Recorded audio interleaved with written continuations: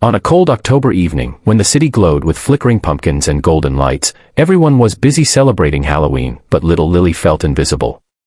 She was only 6 years old, wearing a simple handmade fairy costume stitched by her mother from leftover fabric.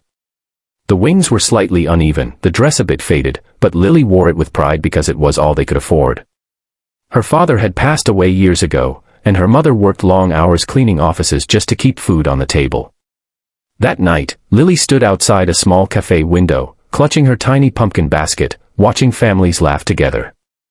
Her eyes weren't filled with greed for candy, but with a quiet wish to not feel alone. As she walked door to door, many houses were dark, others barely opened their doors when they saw her worn shoes and shy smile.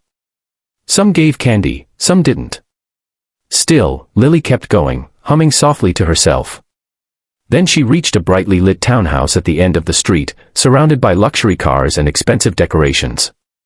Everyone knew this place belonged to Ethan Cross, the youngest billionaire in the city, a man famous for his cold attitude, sharp business mind, and complete lack of public emotion. People whispered that he had no family, no friends, and no heart. Lily didn't know any of that. She only saw a house full of light and warmth. Gathering her courage, she rang the bell. When the door opened, Ethan himself stood there, dressed simply in dark clothes, surprised to see such a small child standing alone. Lily looked up at him with wide, hopeful eyes, and instead of asking for candy, she softly said, "Mister, would you like to come trick-or-treating with me? I don't have anyone to go with." The street went silent. Neighbors nearby froze, expecting him to shut the door or call for security. Ethan stared at her, shocked.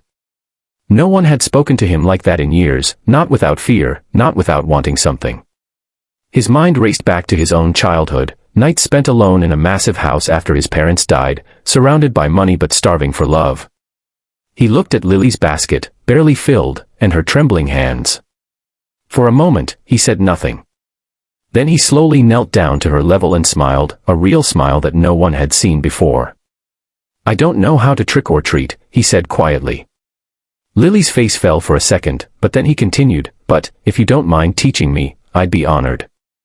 Gasps echoed from the sidewalk. People whispered in disbelief as the billionaire stepped outside, took off his expensive coat, and walked beside the poor little girl. Together, they went door to door. Ethan listened as Lily talked about her mother, her dreams of becoming a teacher, and how Halloween was her favorite day because for one night, everyone pretended to be something magical. With every house, Ethan felt something inside him crack and heal at the same time. He bought candy for every child on the street, but more importantly, he stayed with Lily until her basket was overflowing and her smile brighter than the streetlights. At the end of the night, he walked her home, met her mother, and quietly promised, "You'll never be alone again." In the weeks that followed, Ethan funded Lily's education, helped her mother find a stable job, and started a foundation for children who felt forgotten, all because one brave little girl invited him to trick or treat. And every Halloween after that, no matter how busy he became, Ethan Cross was seen walking the streets in costume, hand in hand with children, proving that sometimes, the smallest invitation can change the biggest heart. If this story touched your heart and reminded you that kindness can transform lives, don't forget to subscribe to our channel for more powerful, emotional stories that restore faith in humanity.